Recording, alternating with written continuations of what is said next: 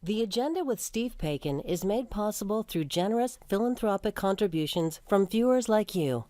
Thank you for supporting TVO's journalism. Voters will have their say on who represents them at Queen's Park next June. Would they be more enthusiastic if they could list their choices from first to worst? Well, tonight we'll debate a proposal to make so-called ranked ballots possible in provincial and municipal elections down the road. Then a look at Canadian jazz great Oscar Peterson through the lens of a new documentary that premiered this year at the Toronto International Film Festival and is now available on Crave. It's Wednesday, October 27th, and that's ahead on the agenda.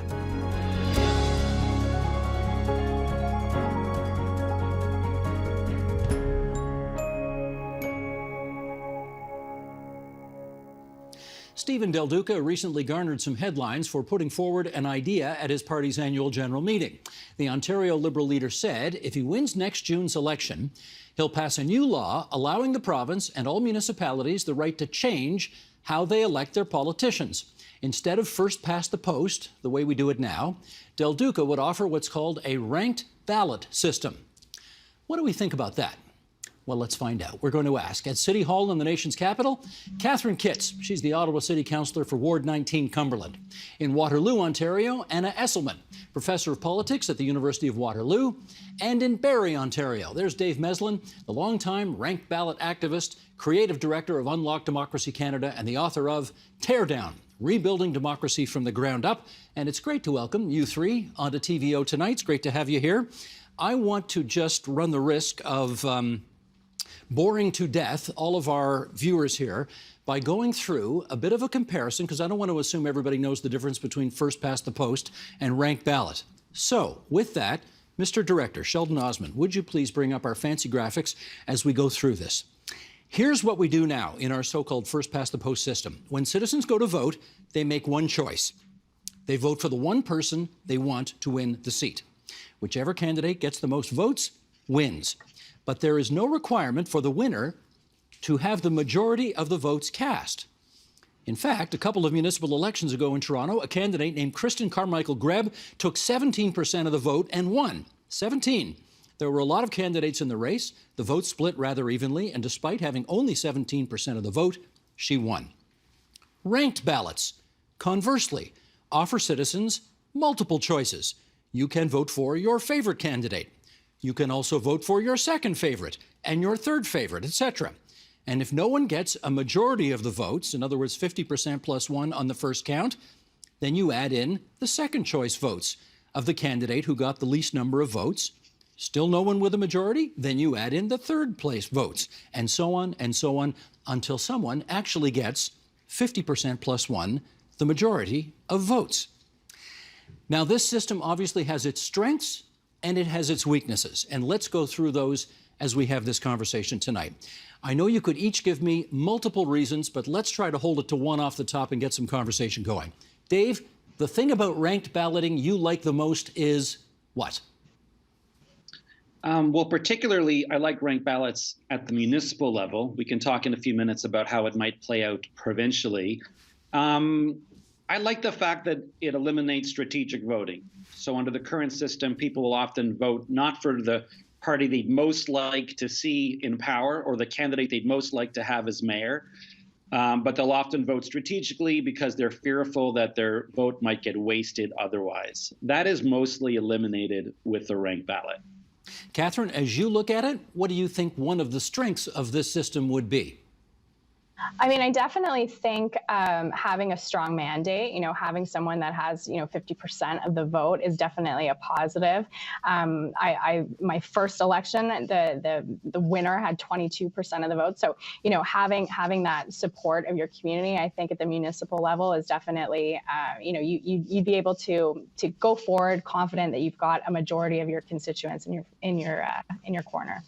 And Anna, one of the strengths you see of ranked balloting is what? Well, I think for a number of citizens, the question is about, can they make their vote count?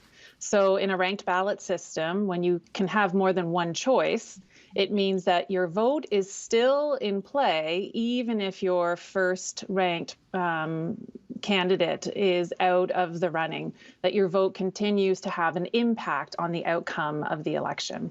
Let me follow up with Catherine on that, because Catherine, I know I've heard politicians tell me 1,000 times over the years, even if you didn't vote for me, I represent you and I will take your concerns as deeply to heart as those for the people who voted for me. Is that really true? It is really true. It is not lip service. You know, you have to represent all of your constituency. And at the municipal level, unfortunately, voter turnout generally is quite low. So, you know, you're not only representing the people that didn't vote for you, you're representing the people that didn't vote. I would say the large majority of the people that you interact with are those constituents. So it is absolutely true, whether or not, you know, you got a strong mandate or not, you're representing the community that you're representing at the table. Now, Dave, let me put another theory to you, and that is that if you need, as a candidate, you know, you might not get 50% plus one on the first go-round. So if you need second place and third place votes in order to help you reach that threshold, the theory is you will not be as nasty a candidate during the race because you can't demonize your opponent because you need your opponent's supporters to win. And therefore, the campaigning should be less toxic. That's the theory. Do we know if, in fact, that's the case?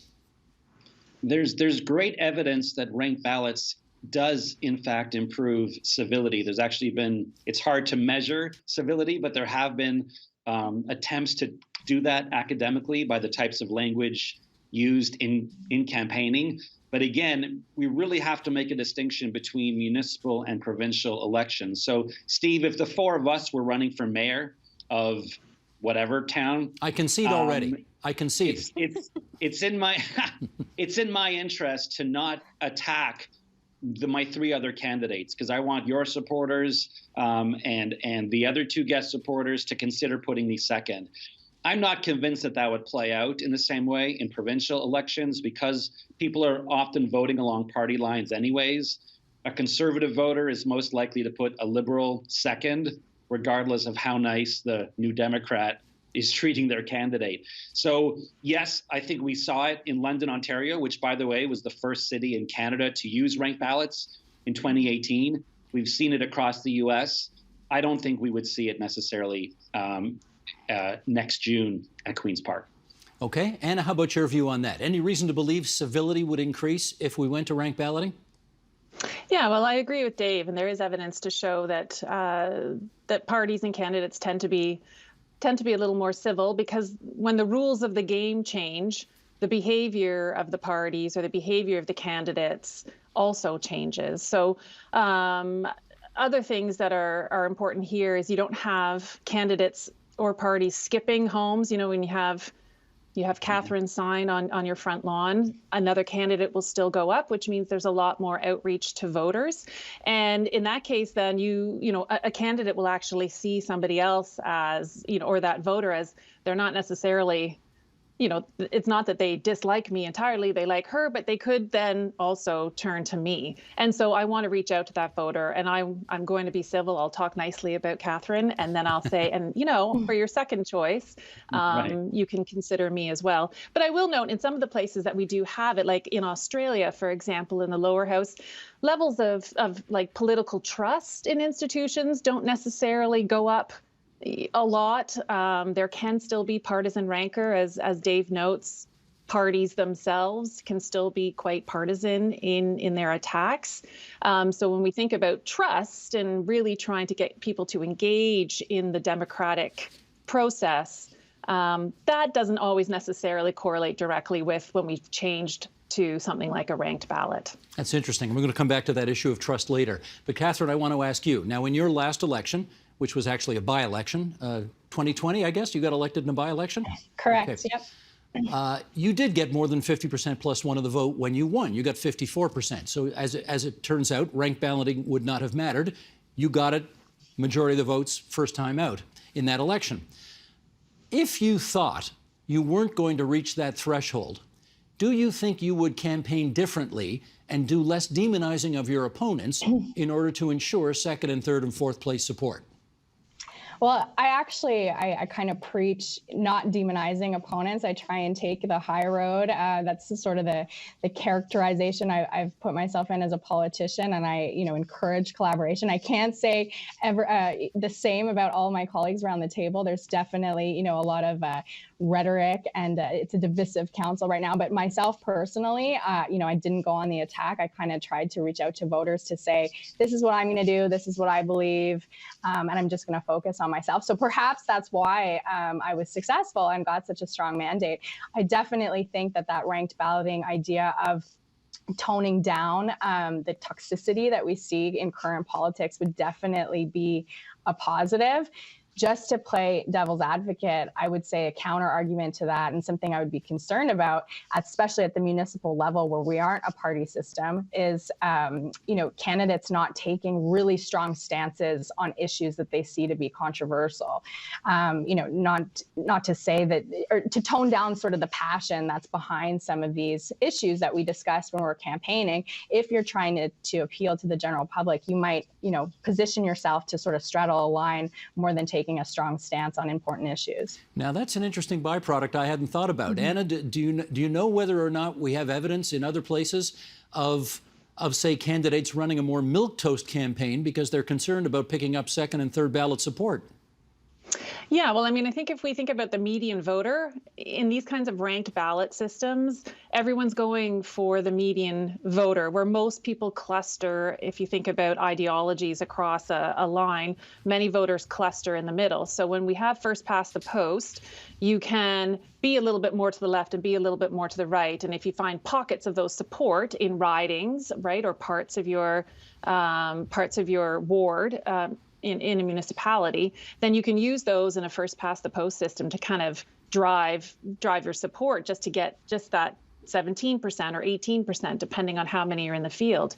When you have a ranked ballot, you really are trying to converge much more on the center. So I think it does lead more to moderated positions or on issues. And it might mean that a candidate who could feel very strongly, it could be a couple of things. You could feel very strongly about environmental activism, and you'll be just a little bit less passionate about that if you're not sure that's what all voters think. At the same time, you might be really passionate about abortion rights or anti-abortion, and then you'll also ratchet that back. And so in some ways, voters may not always get a real insight into how that particular candidate feels about certain issues. But at the same time, I think sometimes we get that anyway. Dave, how concerned should we be about that? I mean, at the end of the day, Steve, ranked ballots or various types of runoff voting is the most common and normal way to elect municipal councils in the world. So really, we're just catching up with the rest of Western democracy. I mean, Robert's Rules recommends using a runoff. All of our political parties use ranked ballots to elect their own leaders. But again, if we're to compare it to a legislative election where you're electing a parliament, the only two countries you'll find in the world using that would be Australia for the lower house and Papua New Guinea. So you can't compare apples to zebras here. Ranked ballots are a fantastic reform for municipal elections, completely transformative. It can boost the types of people who run for office, including more women, people of color.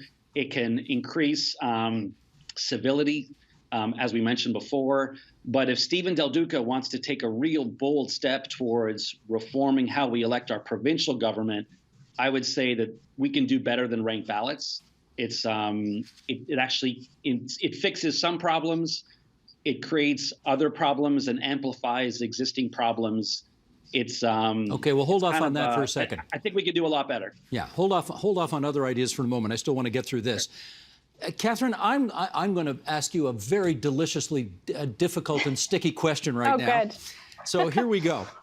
I want to know, when you Ottawa City Councillors are sitting at a council meeting, if in the back of your minds you ever think to yourself, for example, I got here because I got 54% of the vote, and I am certainly more legitimate than, say, Councillor Jean Cloutier, who only got 32.8% of the vote, and yet that person is sitting on council as well. Does that ever cross anybody's minds?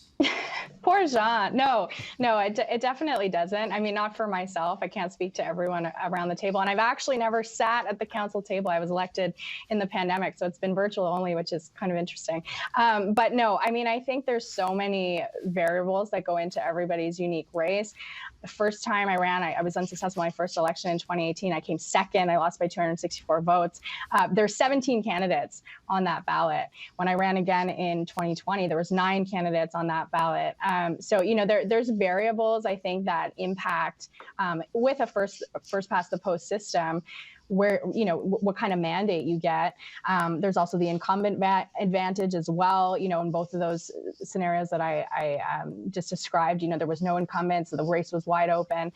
So I don't think it's necessarily fair to, you know, disparage your colleagues if they didn't get a healthy mandate. But it's certainly, I can speak to having received, you know, a healthy mandate of over 50%. It's something I really did take to heart, and it really gave me the confidence that, okay, I've got widespread support in this community, and now I'm ready to go to work for them. Well, I'm going to pick up on that issue of legitimacy, and I don't mean to pick on Councillor Cloutier, who I'm sure was the #1 choice, after all, under the current rules of the people in Alta Vista, and you know, even though only got 1/3 of the votes, got the most votes. And so Councillor Cloutier is on council. But I want to go back to that example, Dave, that I gave earlier of Kristen Carmichael Greb, who won with 17% of the votes in the constituency, actually just across the road from this studio.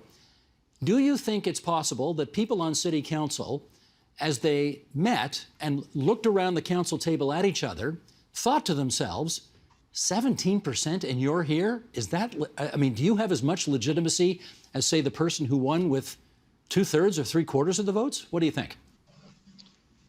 Perhaps.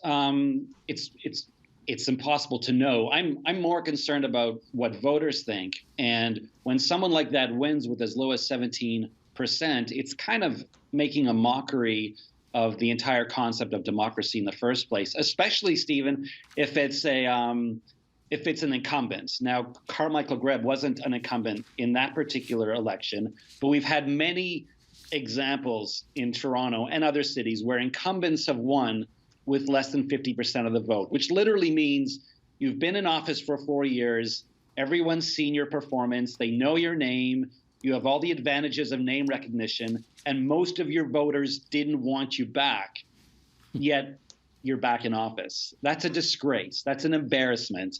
And I think we should raise the bar, and that's why ranked ballots should be used in every municipality for local elections. And again, I want to be clear, I'm not picking on Carmichael Greb. She won fair and square according to the rules that we have in place right now. It's first past the post, and she came first. But, okay, I'm going to take this, Anna, to the next level, which is, and you've talked about the fact that turnout during municipal elections is not great to begin with. Carmichael Greb got 17% of the votes of the 55% of people who voted in that election. So in effect, she got a council seat with 9% of the votes of the people in that constituency. 9%. Now again, not her fault, nothing necessarily that she can do anything about. But Anna, in your view, if you're sitting on city council, having been elected by 9% of the eligible voters in your constituency, do you have a legitimacy problem? Yeah, so I think I'll push back on this legitimacy problem sort of assumption, in the sense that even if you have 17 people running, so I take that as there are 17 citizens who are interested in standing for office. So that alone means that there's buy-in to that system. And you've got a really pretty, I guess you could say, healthy competition. And again, you can do nothing about those rules of the game. So if that is the standard, if that's what we have set out, that's what we agree to, then you compete according to those rules, and you have a very wide field. Now, first past the post ideally was set up originally when you only had two-party competition. So in a number of places that do have first past the post, someone does win by 50% because there are only two major competing parties that are using it. Now, lots of countries do have multiple parties, but Canada was always kind of pointed out as an exception if we're looking at provincial or national. So so I would still say it's legitimate. You legitimately won the seat because that happens to be the rules. If we wanted to change it so that we feel perhaps better or more strongly about voter choice in that, then we can change it. But back to your original point, it's true. Municipal elections do not generate the same kind of interest as a federal election or a provincial election for voters. So even with ranked ballots, I think one of the challenges in a municipal election might be also that it makes it a little cognitively harder for voters when they now have to know more people who are in the race. Democratically, they should absolutely know more people, but then to actually make those choices. So initially, people don't even have as much of an idea of who's running municipally. And now with a ranked ballot, we're also asking them to get more information about the people who are running, which can, for a voter, be challenging. So you do have, I mean, London is a great example, but you do also have a challenge where people might still go in and say, I know Catherine, so one, and then they stop.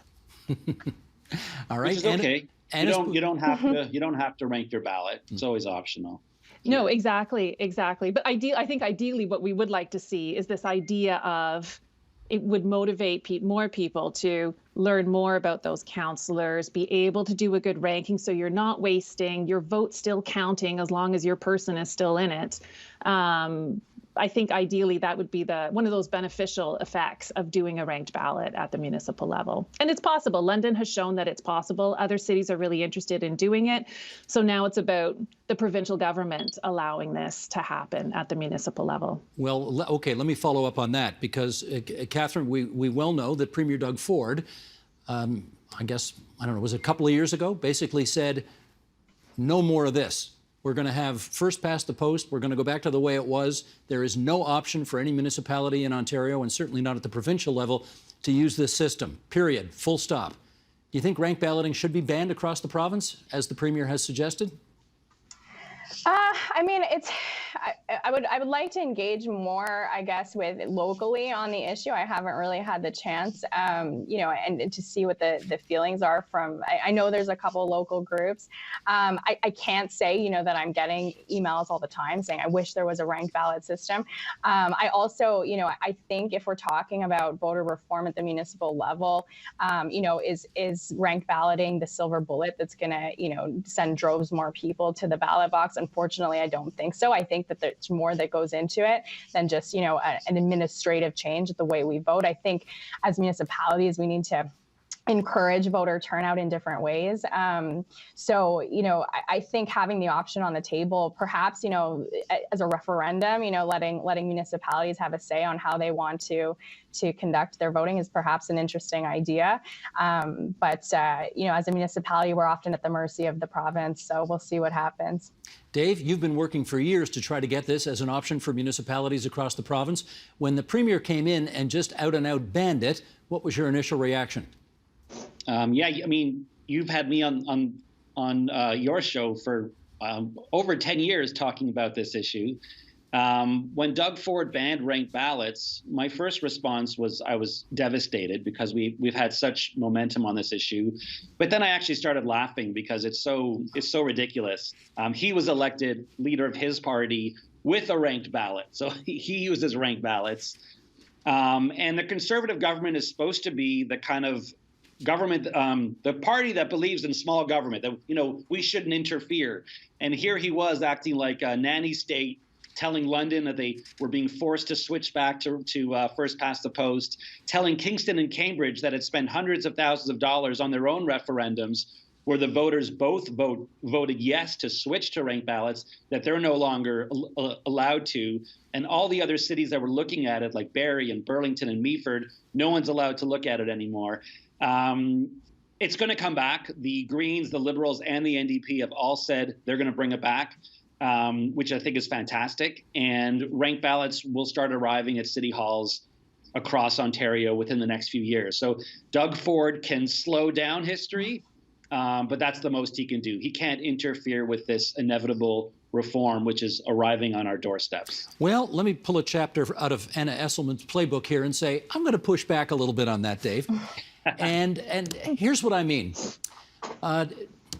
Gosh, how long ago was it? 15 years ago anyway, Dalton McGuinty promised a citizens' assembly to take a look at the way that we choose our politicians. They put a great deal of effort into getting one person from each riding across the province to come to a citizens' assembly, discuss and come up with a new formula for the way we would elect people. It was widely rejected. Justin Trudeau, I don't have to tell you, promised proportional representation and a new way of electing politicians before the 2015 election. That was one of the first promises that bit the dust in his first term. And now we have yet a third Liberal leader, Stephen Del Duca, saying that if he wins a majority government next time out, this will happen, take it to the bank, or I will resign. Okay, Anna, why don't you come in here and tell me whether or not Liberal leaders are a bit wet on this issue?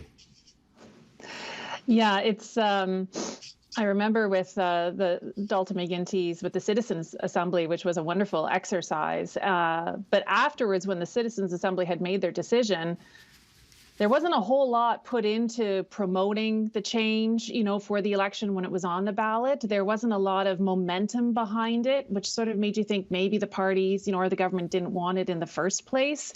So leaders make these promises, and I would suggest, although I'm all for consultation, if there was a desire for change on this front, I think that you have to have a party, so it can be the Ontario Liberals, who say, this is what we want to do. If we win the next election, by whatever plurality, because this is how the system is set up, we will do this. And by doing that, it means we will pass a law. We will amend the law so that this is a possibility. And if we go through the exercise of the Citizens Assembly and referendums, which again, can be really great, but we've done them all. And if it's not a path to electoral reform in Canada or in Ontario. So if I think we have a party that feels really strongly, I would be interested to see them simply passing a law in order to implement it. And then you move forward from that point on. Catherine, do Liberals have a credibility problem on this issue? Well, I was surprised to see Stephen Del Duca, stake his leadership on this issue specifically. That took me by surprise. I do know that the criticisms is that it favors the Liberal Party as, being that centrist party. And I don't disagree with that. I think we've, chatted about that this evening already, that it kind of favors that moderate approach. So, I can see him taking criticism if he does take it to the bank on that front. But at the municipal level, again, it has different implications because we're not under a party system. So it really is just, everyone for themselves running. And I think it could bring an interesting change. Dave, I wonder, did you meet with Stephen Del Duca and try to pitch this issue to him? And is that part of the reason why he's championing it now? No, and in fact, we were quite disappointed that his team didn't reach out to us in advance. We're in touch with them now. To his credit, I'm very excited to see any party leader in Ontario talking about voting reform. I don't think anyone has since McGuinty about provincial reform. So I'm thrilled to see the Liberal Party put this on their radar and champion it. But you're right, there's a history of mismanagement on this topic. McGuinty started off with an amazing process, and I think Anna nailed it when she said that there was not enough public education around that. A lot of exit polls showed that in 2007, not only did voters not know enough about the two options, but they didn't even know the referendum was happening. And then, of course, Justin Trudeau created his own train wreck unnecessarily on the issue. I worry that Del Duca, even though he's trying to do it differently than either of them, is creating a third train wreck. I would encourage him to slow down a bit. I think his municipal proposal is amazing. I think his provincial proposal would benefit from a little more consultation with the other parties and with experts in the field and other stakeholders. But I'm thrilled to see that this is a priority that he wants to put forward. We've just got a few minutes left, Dave, but follow up on that if you would, and circle back to the point you made earlier, closer to the beginning of this conversation, where you said municipally this would work well, provincially you don't think it would. How come? Well, municipal and provincial elections hardly have anything in common. If you could make a list of all the different things that happen in an election. How do you nominate candidates? What does the ballot look like? How do elected officials interact with each other afterwards? What are the funding mechanisms, right? Who's funding the campaigns? They're like night and day. So whereas ranked ballots can be incredibly transformative at the municipal level, if you look at some of the biggest problems we have in provincial politics, ranked ballots doesn't fix many of them. It would eliminate strategic voting, theoretically, but in terms of lack of women representation in Queen's Park, Black, Indigenous people of color, lack of collaboration within Parliament, and the fact that our elections have actually become quite boring because we've really got two parties who've been trading power back and forth, provincially and federally, for 150 years. Ranked ballots could actually make that even worse by shutting out newer parties and smaller parties. So we don't need to reinvent the wheel here. There are common, normal, constructive voting systems being used all across the Western world. And the most common systems are some form of ranked ballot municipally, especially in a nonpartisan election, and provincially, some type of semi-proportional or hybrid proportional system. That is the norm. There's nothing scary about it. It's used all over the place. And if the Liberals are serious about taking on this issue, they should broaden their scope a bit and look beyond just ranked ballots, because it doesn't fix the main problems we have. Catherine, I know you're a municipal, not a provincial politician, but your predecessor is now a provincial politician. So as you look at this, do you see those same problems that Dave just enumerated? Yeah, I mean, I think Dave enumerated them well, and I don't have much to add. I do think, it's definitely more interesting at the municipal level, again, removing the partisanship from it. I think that it's an idea worth exploring, definitely. Again, do I think it's a silver bullet? Do I think it comes, without its own challenges? No. However, I do think it's better placed perhaps at the municipal level than at the provincial level. Last word to Anna Esselman on that issue. Yeah, I think what I'd say there is the beauty of having multi-level governance where you have federal, provincial, municipal is that there's always a level for experimentation. And the municipal level in this sort of initiative with a ranked ballot is a great place to start that experimentation and to learn lessons before thinking about applying it to other levels. And I agree with Dave, it's a little bit different at the provincial level, but I think what we have to decide for ourselves is what it is that we want. Is it about a mandate? Is it about a majority support? Is it about not wasting your votes? And from those questions, you can then peel back. So what would be the very best electoral reform if we're taking it to the provincial or federal level? Terrific. Well, I know if the three of you were on a ballot, I wouldn't know what to do because you'd all be my first choice. That's this voter's opinion. Catherine Kitts, the Ottawa City Councillor from Ward 19, Cumberland. Thank you for joining us from City Hall. Dave Meslin, Unlock Democracy Canada, and Anna Esselman, the Professor of Political Science at the University of Waterloo. It's great to have you three on TVO with us tonight. And Catherine, I guess, should we let the cat out of the bag here? Yeah, sure. Okay. I've worked with your brother here at TVO for, I don't know how long. It's got to be 15 or 20 years. And we didn't tell him ahead of time that you were going to be on the program tonight. So I hope Daniel. I hope Daniel tuned in, watched, and was absolutely gobsmacked at seeing his baby sister on the program tonight. Anyways, thanks so much, everybody. Great to have you here. Thank you. Thank you.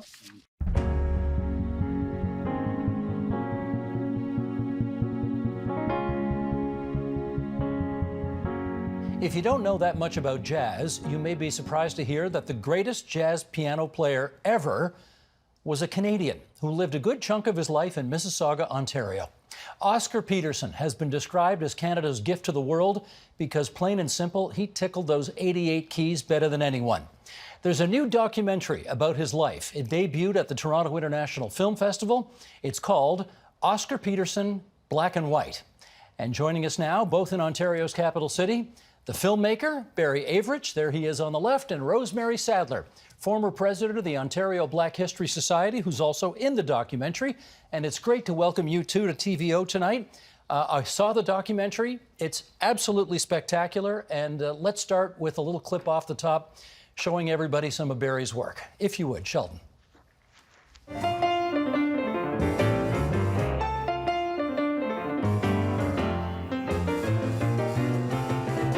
can't talk about jazz in the middle of the 20th century without understanding what a phenomenon Oscar Peterson was.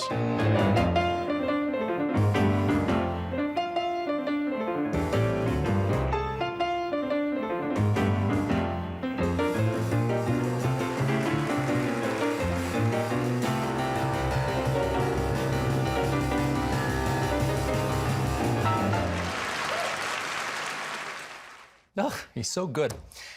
Barry, Oscar's been dead for 14 years. Why was this the right time to reconsider his legacy? It's always time. I mean, how many stamps do we have to give people after they've passed away, or post-mortem legacy plays like this? I just feel that I had to keep reminding the world that if there's a Mount Rushmore of jazz, that Oscar Peterson should be on it.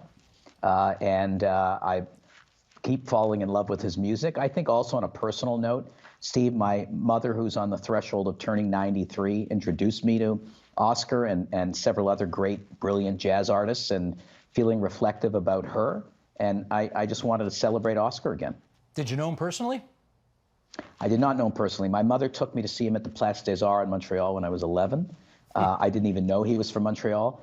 We met in passing, but I did not know him. But certainly my mission in making this film with brilliant people like Rosemary and others was to reintroduce the world to Oscar yet again. Rosemary, the title of the film is very clever. Oscar Peterson, Black and White. How many different ways can we interpret the title of the film? The symbolism of black and white. Well, first of all, I think in terms of just the keys themselves on the piano, which were such a significant part of Oscar's experience, but actually the collaboration that he was able to form with people that helped him in his musical journey, whether they were people that he insisted on playing with that happened to be non-Black, but perhaps most importantly, his connection to Norman Granz, who really helped to facilitate his entry into the world stage of music and jazz. Barry, do you want to pick up that part of the story? How he got together with Norman Granz, who really introduced him to a much bigger audience than he might have otherwise had. How did all that happen? Norman is one of those, again, untold stories as well. Probably one of the great impresarios and promoters in the world.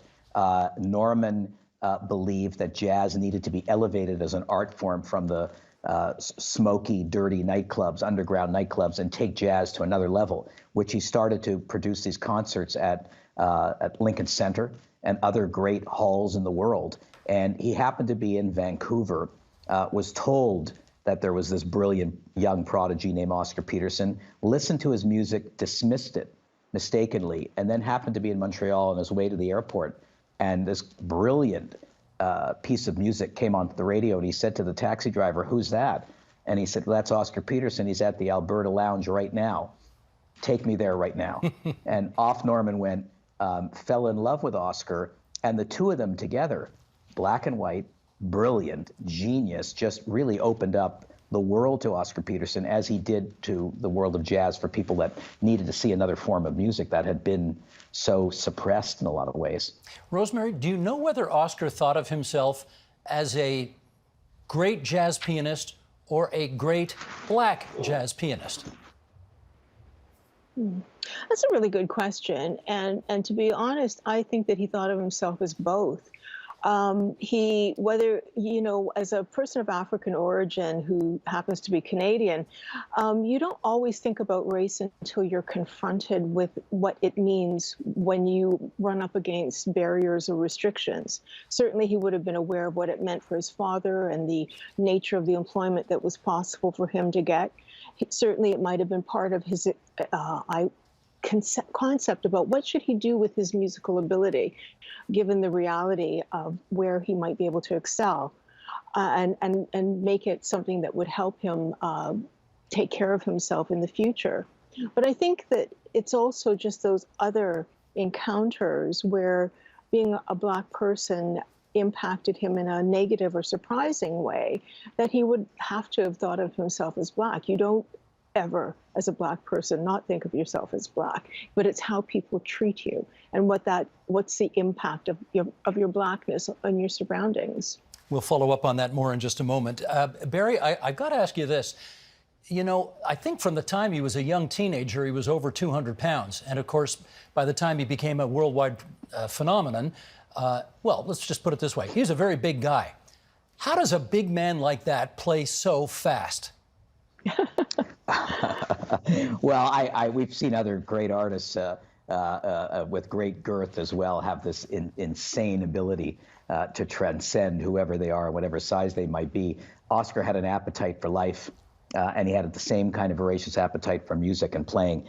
It was just, nobody had ever seen those hands play. His deal that he had obviously sold his soul to the devil, as people said. It was just spectacular playing, and he often said his hands felt like butterflies, whereas the rest of his body did not on that end of it. But just an amazing consummate musician. I'd never seen anything like it. And you've got somebody quoted in the film as saying, "I could hear 4 notes and I'd know it was him." How so? Well, I mean, it was an Oscar sound. There was an Oscar style without that. The way he attacked keyboard. You know, I had looked at other musicians, you know, some great musicians over the years who just basically smashed the piano keys. He was different. I mean, he was mathematical. He was an academic. He was a historian himself and a brilliant musician who really understand the syncopation of each key and what it meant to play. And so you saw, the minute you heard an Oscar composition, you knew it was him. And it wasn't always 1,000 miles an hour. Even his more somber pieces still had a certain style, but you knew it was Oscar. Let's circle back now to the point Rosemary was making earlier, which is that Oscar obviously never found himself in a circumstance where he wouldn't be seen as a black piano player. And to that end, let's show a clip from the documentary, and then we'll come back and chat. Shelton, if you would. I think the worst moment of my life was when I saw true racial hatred for the first time. How did that make you feel? Mad.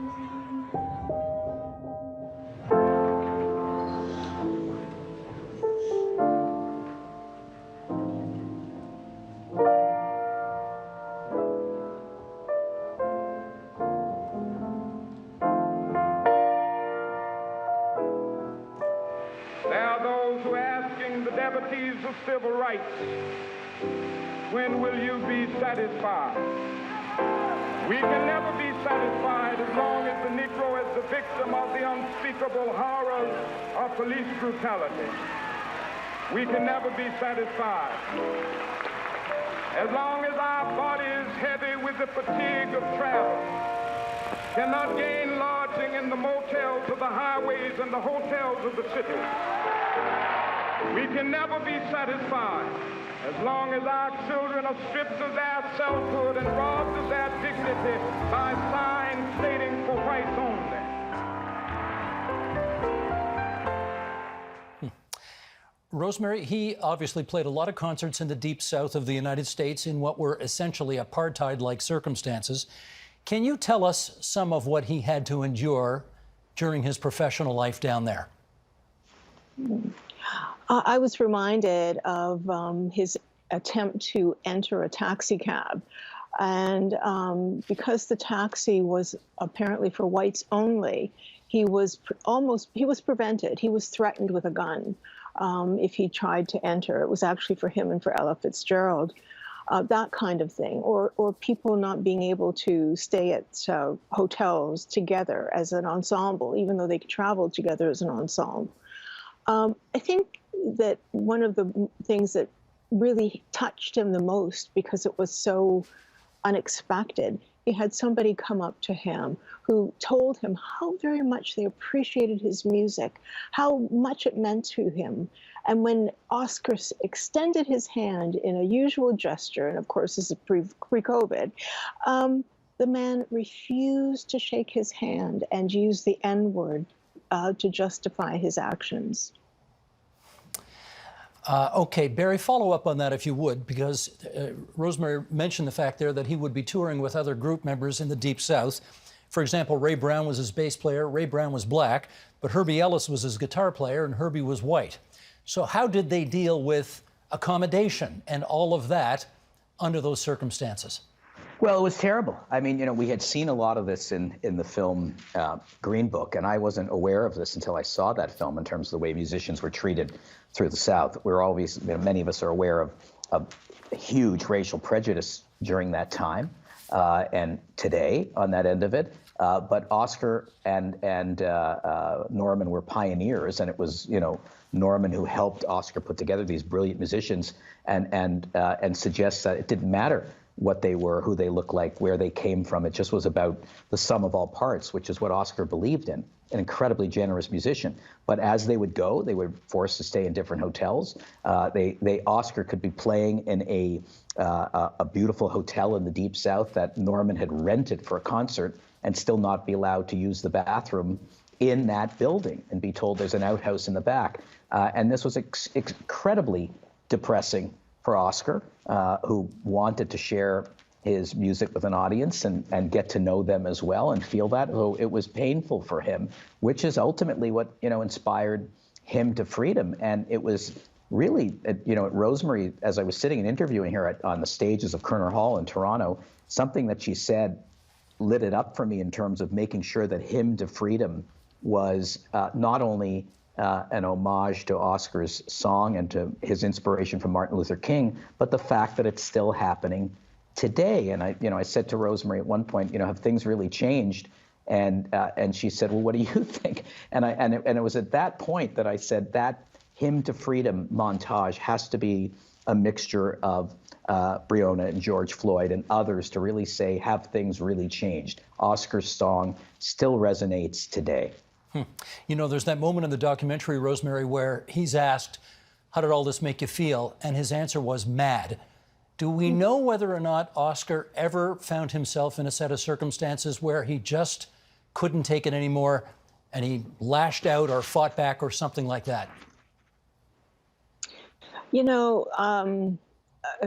think that when he was traveling in the States, he certainly had the intervention and the support of Norman Granz and others. But I think that it was later in his life when he had a very unexpected encounter in Mississauga with some racial commentary being directed at him, being harassed, that he really got upset and he had to address it in a different way. And so here he is in the golden years of his life, not necessarily on the public stage, minding his business and still having to deal with racist taunts and commentary. I should do a follow-up with you on that because, of course, all the people watching this who are from Canada would like to think that we're a kinder, gentler society, and most of the awful racism that he would have dealt with would have been in the Deep South of the United States. But I should ask you, is that in fact the case? Racism is racism is racism. And, I think that we want to believe that we're better. We're different, slightly. Racism continues here just like it continues in the United States because we're formed from the same seeds, the seeds of the transatlantic slave trade, the seeds of the structures that were created as a following that. And while it seems like a long time ago, those seeds of inequity continue, and they also inform how we view people of African origin. I think that, it's harder, I think, for Canadians to accept it because they don't always see the Black population, or they want to believe that they are different. But the reality is that the Black population, whether it was small or larger as it's become now more recently, there's still some challenges in terms of how the Black population is treated or perceived. And this is something that absolutely our artists as well experience. Barry, let me take you back to his teenage years. He actually played Carnegie Hall when he was 17 years old. How did that come about? Well, Norman, it's again back to Norman Granz, who said, I think it's time for the big time for you. And it was a very short runway with Norman, but he knew that he had a superstar here. And so he put him on the bill at Carnegie Hall, unannounced, unadvertised, literally threw him out there. And by then, Oscar had been playing in front of live audiences and was not nervous. He was, just incredible powerhouse. He believed in what he can play without being arrogant. And out he went onto that stage. There's a recording of it in the film. And the audience, who had certainly not heard of him in New York just yet, completely falls in love with him, because you're just seeing a star, a shooting star right there on that stage. And then I don't think I don't think Oscar can ever look back at that point. Norman gives him that litmus test on that stage and says, okay, I've got the goods here, and then literally brings him to the greatest concert halls in the world. So he did knock it out of the park. He did knock it out of the park. Yes, as somebody in the film refers to him as, the Michael Jordan of piano playing. And again, Steve, if you see the people that we've lined up for the film on that end of it, from Billy Joel to Herbie Hancock to young John Baptiste, who's just won the Oscar, you see the influence of Oscar Peterson on these musicians right through their entire career, and it's quite extraordinary. I was going to ask you, Barry, how the heck did you get Billy Joel in this picture? Well, I think two things favored me.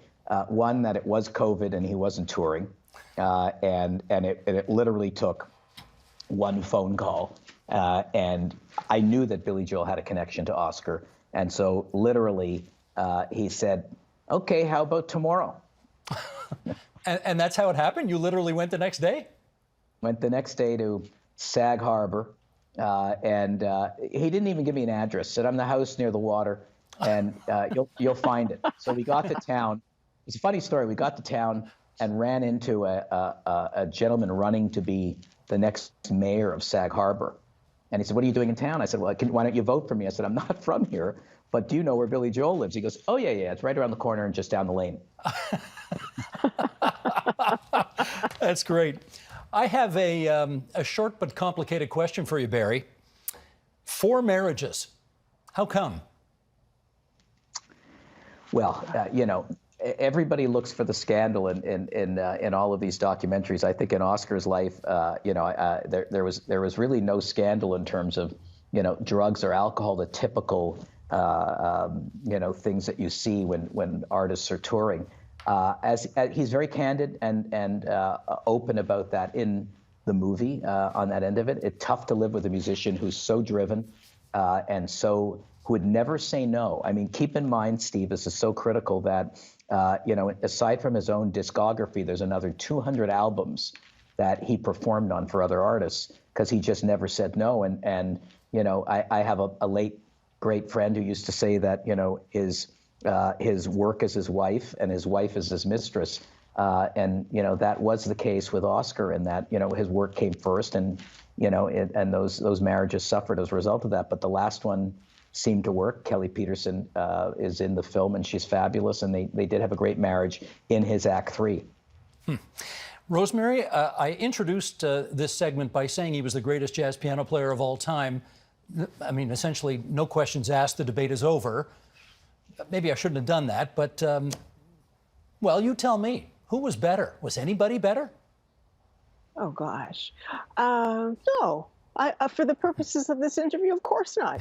But I think that what makes him stand out is because he's one of the first. He's really the first one that Canada can claim as its own, native-grown, nurtured, trained jazz musician. And so that's what makes him the best.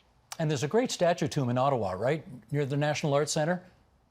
Yes. And of course there's, and he's also marked in terms of places in Mississauga, if I'm not mistaken, as well as Montreal. So he's, and that in addition to all the Grammys he was able to amass. Now, Barry, I want to ask you about the experience of having this film that you've made about Oscar Peterson be shown at TIFF, the Toronto International Film Festival. What was that experience like for you? Well, look, I was incredibly honored to have a film accepted at the Toronto Film Festival, as one always is as a filmmaker. I think much like Oscar's own feelings about his acceptance into Canada and acceptance within Canada as Canadians, and I always say this, we're not super great at honoring our own, which is why I continue to make films about Canadians. I think, again, happy to be at the Toronto Film Festival. This film ultimately should have been in Roy Thomson Hall at the Princess Elgin Princess Theater, Princess Wales Theater. At the end of the day, I mean, it was at TIFF Bell Lightbox. It was fine, but why does a film like Dionne Warwick and Made by Americans end up as a gala, whereas Oscar's like, yeah, okay, it was a good film. Let's show it at TIFF. So I don't want to. It's not sour grapes. I just feel that again, as Canadians, we have to keep pushing. Alanis Morissette, great artist, a gala, a film made by Americans. Here's a Canadian film made by Canadians about easily one of the greatest Canadian musicians ever. So it should have, I think, been a little bit more elevated in where it played within the programming. Thank you, Rosemary. But, again, I'm happy it had its world premiere there. We had a sold-out audience, and Jackie Richardson, who sings Hymn to Freedom, a 5-minute standing ovation. And so, you can't get better than that. Did you have that conversation with the folks who programmed TIFF and asked them why you were in the Bell Lightbox instead of one of the bigger venues? I certainly did, and we pushed, and I think they always feel that me and my team are lobbying them too hard, and they basically said, oh, not available, not available. But I think we know the answer. Barry, for those who didn't see it at TIFF but who want to see it now, where can they? They can watch Oscar Peterson Black and White on Crave. Well, I got to tell you, Barry, you're one of this country's finest documentary filmmakers. I don't think there's any debate about that. You knocked this baby out of the park. This was absolutely a fantastic piece of work. I learned so much, not only about Oscar, the piano player, but all the crap he had to go through in his life as well, which was so instrumental to who he was inside. So thank you for making the film. Rosemary, thank you for being in it. And thank you to both of you for being on TVO tonight to talk about it. Thank you. Thank you.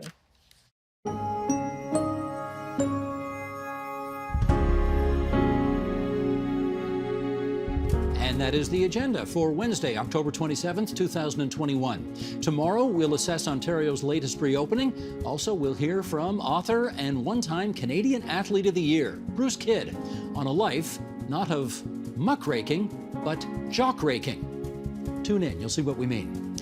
I'm Steve Paikin. Thanks for watching TVO, for joining us online at tvo.org, and we'll see you again tomorrow. The Agenda with Steve Paikin is made possible through generous philanthropic contributions from viewers like you. Thank you for supporting TVO's journalism.